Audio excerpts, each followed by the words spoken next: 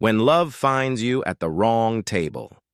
The evening rain drummed against the windows of Rosewood Bistro as Daniel Harrison adjusted his worn baseball cap and checked his watch for the third time.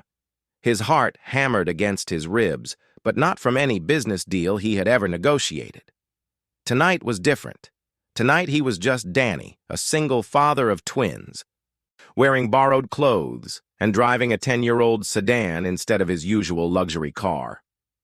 Daniel had built Harrison Tech from the ground up, turning it into a billion-dollar empire that dominated headlines and boardrooms across the country. But success had come with a price. Every woman he met seemed more interested in his bank account than his heart. Every relationship felt like a transaction, every smile calculated for maximum benefit. When his assistant had suggested he try online dating under a false identity, Daniel had laughed it off. But after months of loneliness, the idea began to make sense. "Daddy, why are you wearing that funny hat?" Sophie asked, tugging at his sleeve. Her curly blonde hair bounced as she looked up at him with curious blue eyes. "It's part of my disguise, princess," Daniel whispered, adjusting her pink backpack. "Remember, tonight I'm just a regular dad." Oliver, ever the serious one despite being only 6 minutes older than his sister, frowned. "But lying is wrong, Daddy. You taught us that." Daniel's chest tightened. His children were too smart for their own good. "Sometimes, buddy, we need to protect ourselves. I'm not lying about who I am inside. I'm just not telling everyone about my job right away." The hostess approached their table with a professional smile. "Your reservation is confirmed, Mr. Collins. Table for 3? Daniel nodded, using the fake name he had created for his dating profile. The plan was simple. Meet Jessica, the kindergarten teacher he had been chatting with online, have a quiet dinner, and see if someone could love him for who he truly was beneath the fortune and fame. But at 7:15, his phone buzzed with a message that shattered his hopes. "Sorry, can't make it. Just saw your profile pic with kids. Not ready for that kind of baggage. Good luck." Daniel stared at the screen, his jaw clenching. Baggage. His children, the two most precious things in his world, reduced to inconvenient luggage. He was about to gather the twins and leave when a gentle voice interrupted his thoughts. "Excuse me, are you Danny?" He looked up to see a woman with warm brown eyes and shoulder-length auburn hair, slightly damp from the rain. She wore a simple green sweater and carried a canvas bag filled with what looked like children's books. There was something genuine about her smile, something that made his breath catch. "I'm Grace Miller," she continued, sliding into the seat across from him before he could respond. "Sorry I'm late. The bus was delayed and I couldn't find parking." She glanced at the twins with surprise, but quickly recovered. "Oh, wow. You brought your children. That's actually really sweet." Daniel opened his mouth to correct her, to explain that she had the wrong person, but something stopped him. Maybe it was the way she immediately turned to Oliver and Sophie with genuine interest instead of polite tolerance. Maybe it was how she didn't flinch when Sophie accidentally knocked over her water glass, or when Oliver started explaining his elaborate theory about why dinosaurs were actually still alive. "What are your names?" Grace asked, her voice warm and patient. "I'm Sophie, and this is my brother Oliver," Sophie announced, pointing to her twin. "He's older, but I'm smarter." "I am not," Oliver protested, but he was grinning. Grace laughed, a musical sound that seemed to light up their corner of the restaurant. "Well, I think you're both pretty amazing. Do you like stories?" Both children nodded eagerly, and Grace reached into her bag, pulling out a small picture book. "This is about a dragon who's afraid of flying. Want to see the pictures while we wait for our food?" Daniel watched in amazement as Grace effortlessly engaged his children. She listened to their chatter, answered their endless questions, and somehow managed to keep them entertained without raising her voice or looking frustrated. When Oliver spilled sauce on his shirt, she simply handed him a napkin and told him about the time she had fallen face first into a birthday cake at school. "You're a teacher," Daniel said, more statement than question. Grace nodded, wiping Sophie's hands with a wet wipe. Third grade at Maplewood Elementary. I love it, even though the pay isn't exactly impressive. She shrugged. But seeing kids light up when they learn something new, that's worth more than money to me. As the evening progressed, Daniel found himself relaxing in a way he hadn't in years. Grace asked about his work, and he told her he was in technology consulting, which wasn't entirely false. She didn't press for details about his income or lifestyle. Instead, she wanted to know about his favorite memories with the twins, what made him laugh, what kept him awake at night. Their mother, Grace said gently when Daniel mentioned being a single parent. Is she? She died when they were 2, Daniel said quietly. Car accident. It's been just the 3 of us ever since. Grace's eyes filled with compassion. I'm so sorry. That must be incredibly difficult. Some days are harder than others, Daniel admitted. But they keep me going. They keep me human. When the check arrived, Daniel reached for his wallet out of habit, then froze. In his effort to maintain his cover, he had deliberately brought very little cash and left his credit cards at home. His face flushed with embarrassment as he realized his mistake. Grace noticed his hesitation immediately. Without making a scene or asking questions, she quietly placed her card on the table. My treat, she said with a gentle smile. You can get the next one. Daniel felt something crack open in his chest. When was the last time someone had taken care of him, even in such a small way? When had someone looked at him and seen not what he could provide, but what he might need? You don't have to do that, he said softly. I know, Grace replied. But I want to. You look like you could use some kindness tonight. After dinner, Daniel offered to drive Grace home, but she declined politely. I enjoy walking, she said. It helps me think. She hugged both children goodbye, promising to read them another story soon, and Daniel felt his heart sink as she disappeared into the night. During the drive home, the twins chattered excitedly about their new friend. She's nice, Daddy, Sophie said sleepily from her car seat. She doesn't talk to us like we're little kids. She smells like books and vanilla, Oliver added. I like that, Daniel smiled, his hands tightening on the steering wheel. He liked that, too.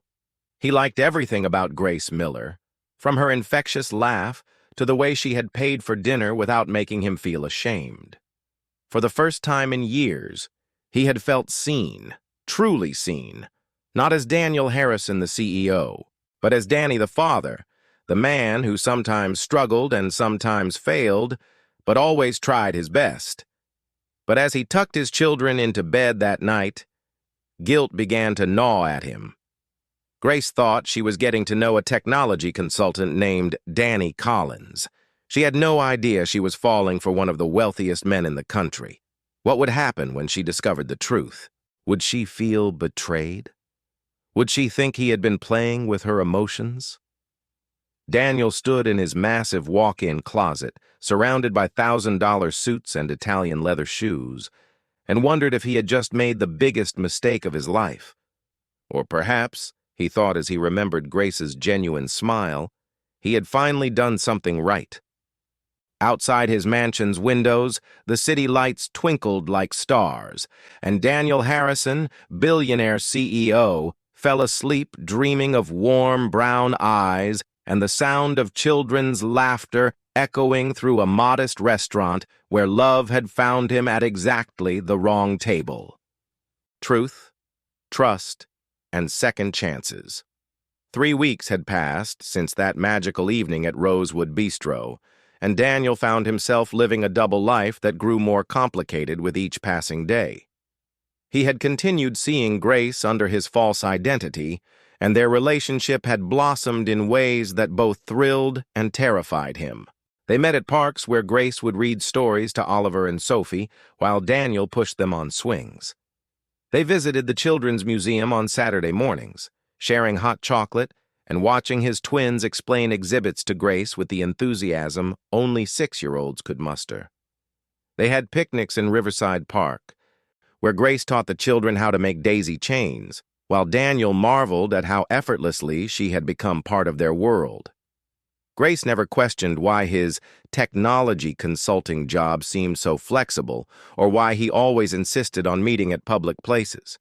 She never asked to see his apartment or wondered why he was always available despite supposedly running his own small business. Her trust was absolute, and that trust was slowly destroying him. "Daddy's been happier," Sophie announced one morning over breakfast, her spoon dripping with cereal milk. "He smiles at his phone now." Oliver nodded sagely. "And he bought new clothes that aren't fancy suits. Grace says regular clothes are more comfortable for playing." Daniel's chest tightened. Even his children could see how Grace had changed him, how she had awakened parts of himself he had forgotten existed. Around her, he wasn't the ruthless businessman who made million-dollar decisions before lunch. He was simply a man who laughed too loudly at children's jokes and felt his heart race when a beautiful woman took his hand. That morning, his private investigator called with news that made his blood run cold. "Sir, there's been a development. Someone photographed you and Miss Miller at the park yesterday. The photo isn't clear, but if the right person sees it..." Daniel hung up and immediately called his head of security. Within an hour, his team had identified the photographer, a freelance paparazzi who sold pictures to the highest bidder. They managed to buy the photos before they hit the internet, but the close call left Daniel shaken. He was living on borrowed time, and he knew it. That evening, Daniel made a decision that felt like jumping off a cliff. He asked Grace to have dinner at his real home, not the modest cottage he had been borrowing from his estate manager, but the actual Harrison mansion that had graced the cover of Architectural Digest. "I need to tell you something important," he said over the phone, his voice thick with emotion. "Can you come over tonight? Bring an overnight bag if you're comfortable. The twins have been asking if you can read them bedtime stories." Grace arrived at 7:30, her canvas bag filled with picture books and a small overnight case. When the wrought iron gates opened automatically and she saw the sprawling estate beyond, her steps slowed. The mansion rose before her like something from a movie, all glass and marble and perfectly manicured gardens. Daniel met her at the front door, still wearing his simple jeans and sweater, but his expression was nervous, almost fearful. "Grace, I need you to listen to me. Really listen." She followed him into a living room that could have housed her entire apartment, her eyes wide with confusion. "Danny, what is this place? Do you work here?" "In a way," Daniel said, his hands shaking slightly. "Grace, my real name isn't Danny Collins. It's Daniel Harrison. I own Harrison Tech. I've been lying to you about who I am since the night we met." The color drained from Grace's face. She sank onto the nearest chair, her bag sliding to the floor. "Harrison Tech? You mean the company that's worth..." "Billions," Daniel finished quietly. "Yes." For a long moment, Grace said nothing.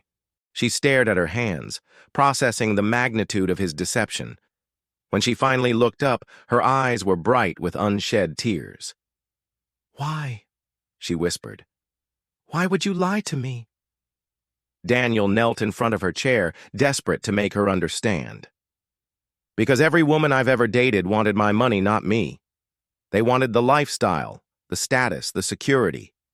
I needed to know if someone could love me for who I really am inside." "But you didn't give me that choice," Grace said, her voice breaking.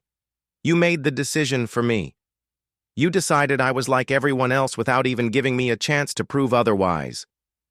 "Grace, please. Those weeks we spent together, every moment I thought we were building something real, you were watching me like an experiment, testing me." She stood abruptly, backing away from him. "How can I trust anything you've told me? How do I know what's real?"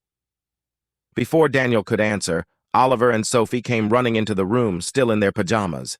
"Grace, Grace, you came!" Sophie launched herself into Grace's arms, and despite everything, Grace caught her instinctively. "Will you read us a story?" Oliver asked, tugging at her hand. "Daddy said you might stay for bedtime stories."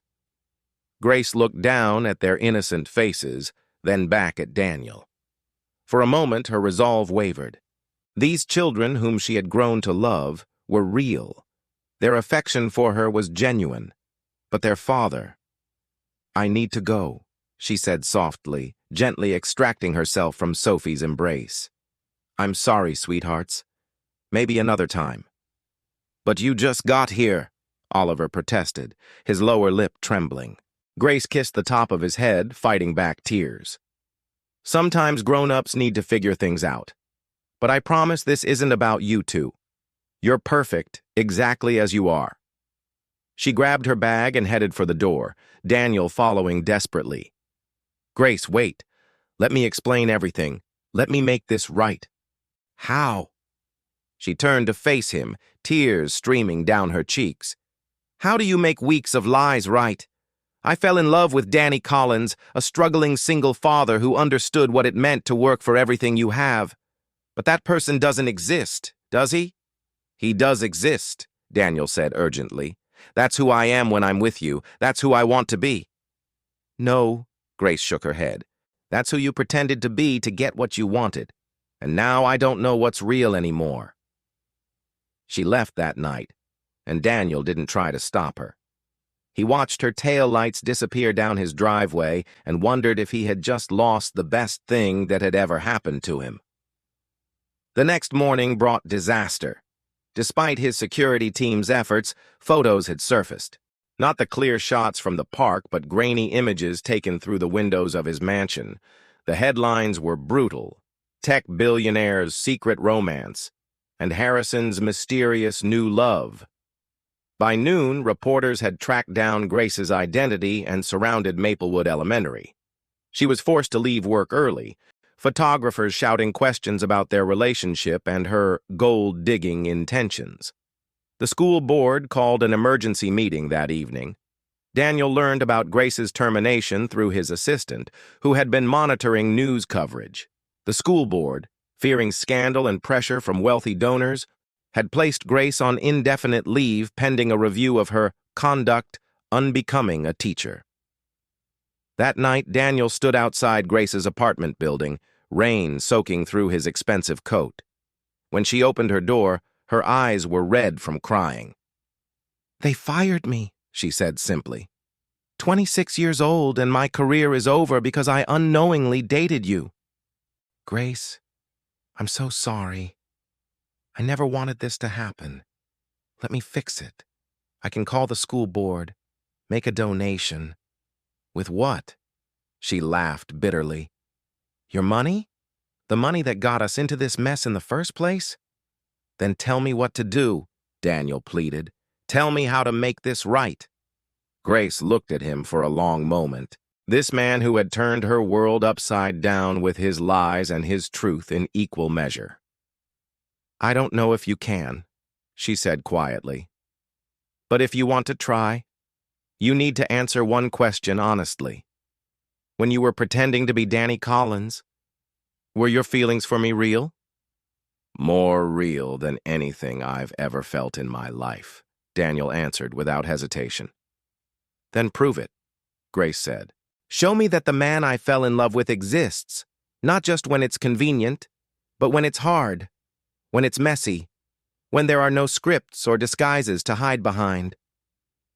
She closed the door gently, leaving Daniel standing in the rain with her words echoing in his mind. For the first time in his life, Daniel Harrison faced a problem that couldn't be solved with money or power or clever negotiations. He could only solve it with truth, patience, and the kind of love that didn't ask for guarantees. As he drove home through the storm, Daniel began to form a plan. Not a business strategy or a calculated risk, but something much more terrifying and infinitely more important. He was going to fight for Grace Miller, not as Daniel Harrison the billionaire, but as the man who had discovered his own heart at the wrong table on a rainy evening 3 weeks ago. The man who had learned that sometimes the most valuable things in life couldn't be bought, only earned through the courage to be vulnerable, honest, and truly seen.